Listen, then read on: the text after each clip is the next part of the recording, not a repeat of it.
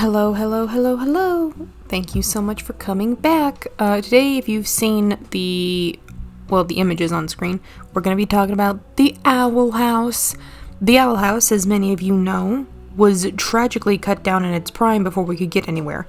But that's neither here nor there. Today, I want to talk about all of my feelings since the new episode kind of just landed, because I'm recording this the day that it came out. So, before we get into the meat and bones, shout out to the subscribers, the patrons, and all the other wonderful people. Lord knows I wouldn't be able to do this without you. My editor is still on vacation, so we got what we got. Alright, first, I've seen a lot of people say they've wanted to bring snarky, sarcastic Hunter back, and although that's totally valid, I think this new episode is basically confirmation that his snark is a defense mechanism in times of trauma for him. Right now, he's scared. He's angry, grieving, and just went through one of the most traumatizing experiences of his life, and that's saying something. So we see him reverting to a lot of the mannerisms and, habits that he had as the Golden Guard, with the sarcasm, the patrolling, the agitation, the jumpiness.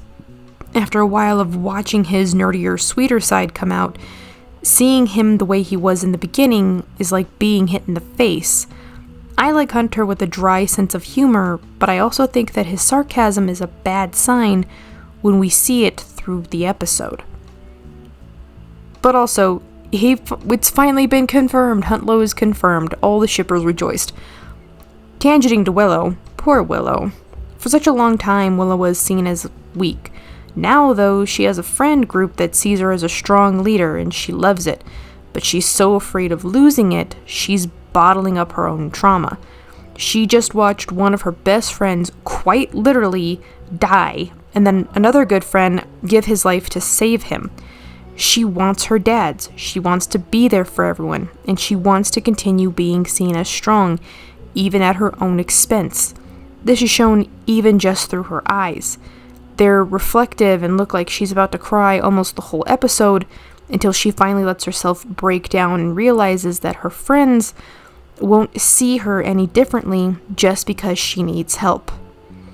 Which is good, right? That is wonderful, wonderful character writing. Also, another good piece of character writing. The revelation about the Collector makes me think he's going to be getting a redemption arc. From my understanding, it seems like the Collector comes from a species that has committed horrible atrocities, especially against the Titans, and the Collectors genuinely dislike them being the Titans. Like King said, for as terrifyingly powerful as he is, he really doesn't seem, malicious. He just seems to be a scared, lonely kid who genuinely doesn't understand why his actions are wrong. How would he, when the people he probably grew up with and grew up around had no hesitation with committing brutal mass murder, and Belos, or Philip, however you want to describe him, the person he spent hundreds of years with, manipulated him and gave him one of the worst possible examples of how to treat people. I think in between the corrections he made in that book, King's intentions to talk to him and help him, the fact that the Owl House's overall themes of childcare and abuse recovery, the Collector is on his way to getting a redemption. And I do mean this in a non-satirical way. King and the Collector are two sides of the exact same whole. But here's the difference. King and the Collector are both incredibly old, despite the fact that they're, 10, 11 years old, respectively. Their species ages slowly. But where King was raised with Ida, who, even though she is an agent of chaos, she does actually have some, moral compass that she abides by. King was raised in that environment. He has a good head on his shoulders, where the Collector was quite literally locked away in a magic mirror and was never really allowed to be anything because of that. And the fact that Belos, or Philip, whoever you want to call him as, has been manipulating him for quite a while means his perception of things is skewed. Yes, is he probably, oh my god, there's too many zeros to add to your age old? Yes. Yes, he is. Counterpoint to that, reflectively, he's a kid, just like King is a kid. Kids aren't born with maliciousness. They are born wanting to play games. They are born wanting to make up their own rules. It's why they like playing make-believe. It's the reason why, for all of the horrible stuff that the Collector has supposedly done to the Boiling Isles while losing them have been gone, it's just a really tacky makeover. It really is. It's a tacky makeover. He's not even, like, petrifying them. He's turning them into puppets. Puppets who, by the way, seem to still hold their autonomy. And I mean that mentally, not physically. They still mentally hold their autonomy. Because when Lilith cries onto Hooty, it kind of wakes him up, and he's aware enough of who it is that's holding him and why she's crying. Which was a weird scene, but I'm not going to get into it because whatever. That's what I mean. The Collector, for all that he can do wrong, is at the end of the day a kid. And I can't be mad at a kid for behaving like a spoiled brat, because that's a matter of upbringing, not a matter of genuine, like, that's how they are. Now, I could be wrong, right? I'm no child psychologist. What do I know? But King believes in him. He believes that he can change his mind. And the fact that the Collector, throughout what we've seen in episode 1 and 2, is very kid-like, I have a feeling that it's just a matter of you need one really good adult to re-correct you on the course.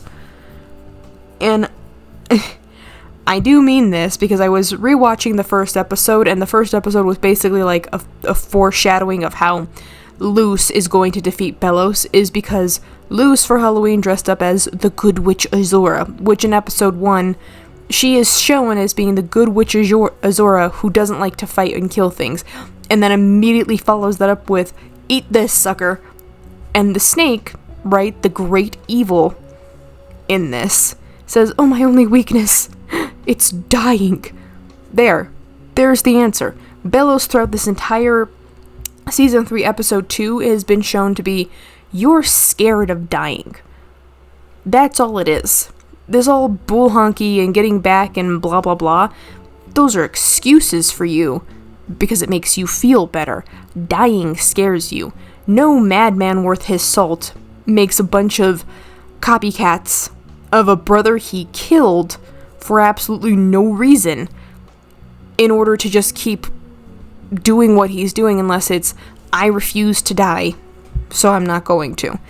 Belos is the main bad guy in this. The Collector, right, I feel like the Collector was going to be one of those, oh, if we had more time, we could really unpack all of this.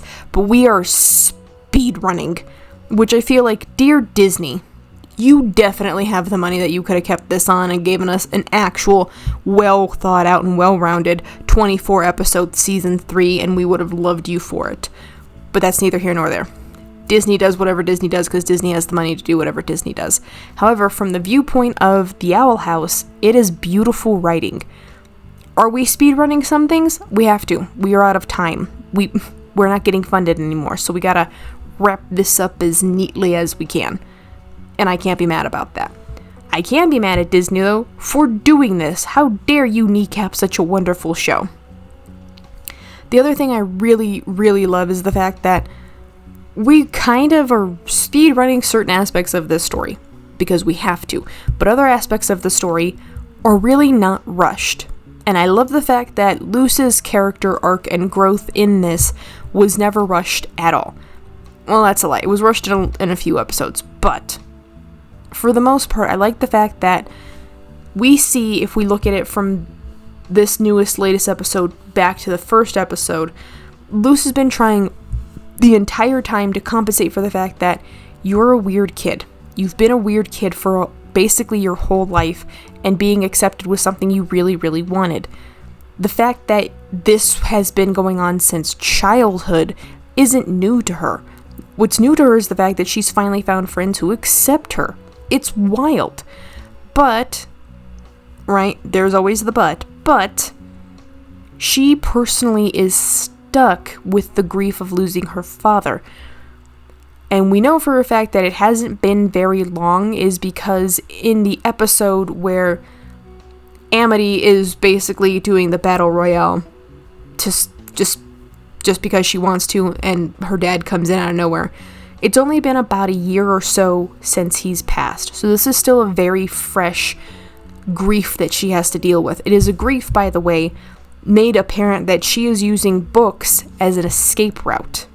When her mother, in the very first episode, tells her we're going to go to a reality camp to get her back on track, misguided, but parental, worry nonetheless, you find out that she's been doing all of this as a way to escape her own grief.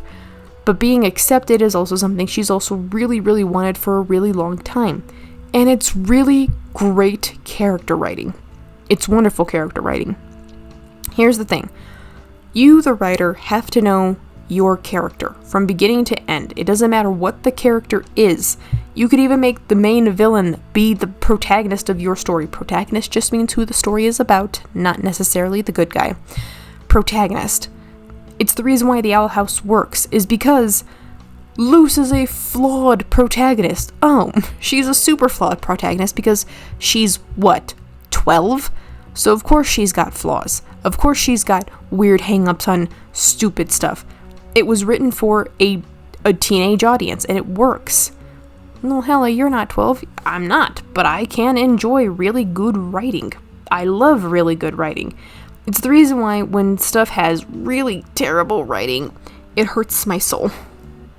It hurts it really bad. Ugly sub. But here, right, in the Owl House, even though we are speedrunning the final little bits of this, I still really enjoy it. I love also the fact that the Collector in this, because we're circling back, the Collector in this is written as a kid who just never had a strong, sturdy hand to guide him to be a good person on this, because he grew up in a species of, we're world eaters. We collect what we want, we burn the rest, and then we move on to the next one.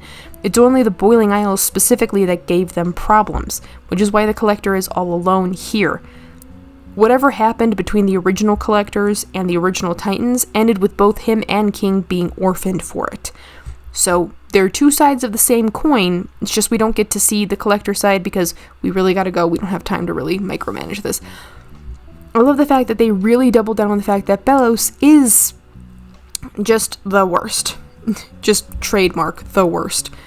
And it's really good writing. What else did I like about this episode? Oh, I really loved the fact that there's so much, stars and galaxy motifs in this, indicating that whatever the Collectors are, they most assuredly are dimension hoppers, meaning they can go anywhere they want to. There's no limit. So this means even if getting to the human world in the Boiling Isles has been proving to be difficult throughout the whole series, the Collector would have no issue of just literally opening up a new door and going, because that's what his species can do.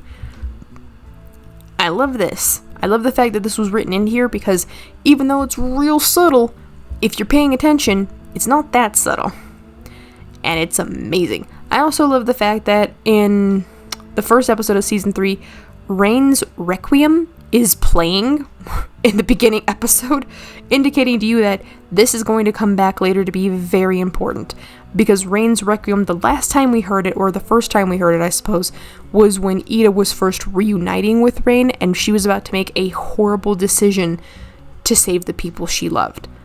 This time, it was Rain who had to make the terrible decision to save the people he loved, because he had to stay behind. Come back to me, because I actually don't know. You can correct me. Straight up, you can correct me.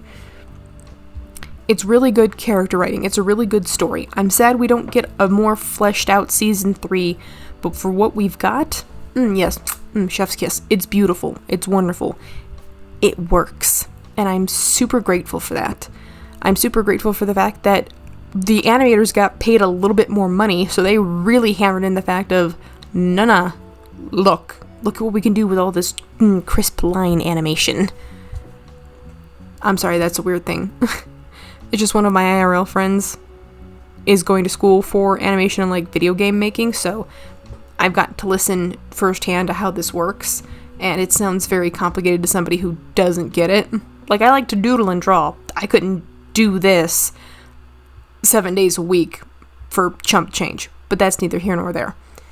What I can say, though, is the writing in this show was top-notch, and the fact that Dana Terrace worked on several other well-known shows means I'll have to revisit them and, pick them apart, but until I get around to doing that, this will probably be my only Owl House video, because I honestly just need more time to deconstruct the whole 3 seasons after I rewatch it like a massive one-day eyes taped open kind of rewatching. So be on the lookout for that. That will be coming. What else? I feel like I'm forgetting something. Oh, that's right. That's what I'm forgetting. A big shout out to all of you who've come to the video. A big shout out to the patrons. Big shout out to my editor for finally taking a vacay. And, yeah, that's actually all I got for right now until I get around to writing the supermassive Owl House script. So, I will see all of you guys super duper later. Bye!